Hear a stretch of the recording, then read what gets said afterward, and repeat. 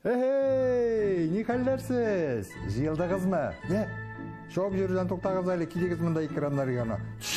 Ташланмагыз. Шапырт кына утырагыз. Бик игътибар белән тыңлагыз. Мин сезгә хәзер Һинд халык әкиятен сөйлим. Аучы һәм кошлар дип атала.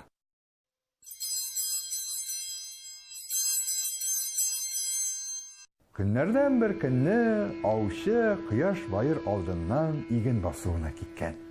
Һәм анда зур җәтмәсен җәйп салган. Шушы җәтмәгә бик күп кошлар кирип тулганнар.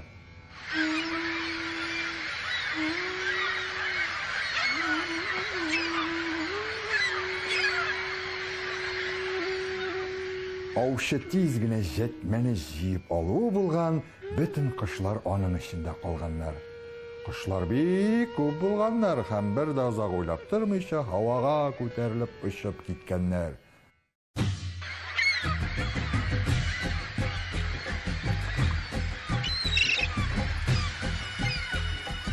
Күп булганга күрә алар бигә кәрән генә очалар икән. Аучы инде буларны тотам дип артларыннан җигергән.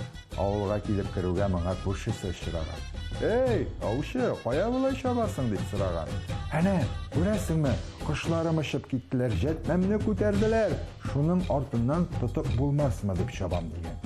Эй, акылың бармы соң синең? Күрмисеңме ул кошларның күп һәм дәрҗәү булып бергә очып барганнарын?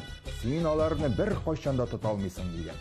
Hey, карап карарбыз, дигән кош аулаучы һәм кошлар артыннан алга таба йөгергән.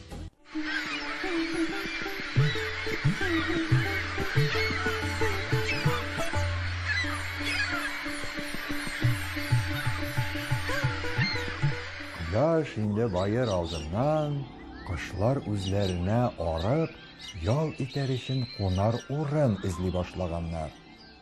Бер заман бак дип үрдәкләр телгә килгәннәр. Әнә анда күрәсезме сазлыкны, анда бакалар бик тәмле вә бик күп. Әйдәгез менә шул сазлыкка төшеп ял итик дигәннәр. Әйтегез сүз сазлык иң яхшысы банан урманында, пальма агачларында куну дип каршы төшкән папугайлар. Нинди банан, нинди сазлык, иң матур җир ул күл, анда камышлар үсә дип каршы төшкән ирбисләр. Ай, балалар беләсезме? Алар бик озак бәхәсләшкәннәр. Шул хәтле озак бәхәсләшкәннәр ки, хәтта бер генә уртак фикергә дә килә алмаганнар.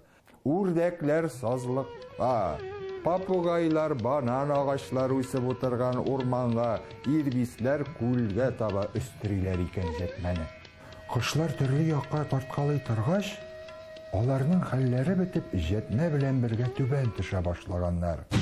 Инде җиргә төшеп җиттем дигәндә генә, аучы кошлар тулы җәтмәне эләктереп тә алган. Һәм барысын да өенә алып кайтып, икенче көнне базарга алып чыгып саткан.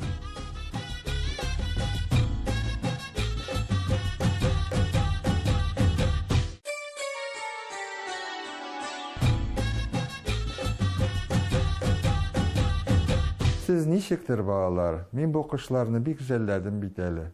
Шулай шул менә, бердән булмасагыз, сездә шундый хәлләргә калуыгыз бар. Гаиләгездә дә дус-тату бердән булып яшәгез. Киләсе очрашуларга хәтле исән-сау булыгыз.